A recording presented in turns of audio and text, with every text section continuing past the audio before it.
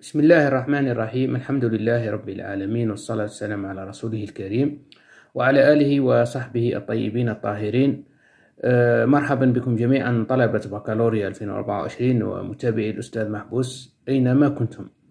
في هذا الفيديو حبيت نجاوبكم على السؤال اللي ديما يطرحوه علي التلاميذ: يا أستاذ نحفظوا الفصل الثالث ولا ما نحفظوهش؟ جماعة الخير، الفصل الثالث لازمكم تقرأوه.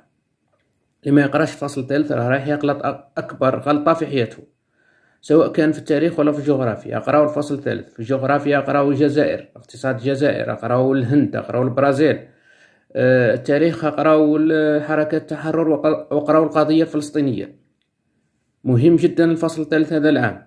ما كانش كورونا، ما كانش ازمات، ما كانش العتبة كامل. هذا العام راح نكملوا البرنامج، لذلك اقراو الفصل الثالث. الفصل الثالث ما يقراش راح يغلط غلطة عمره.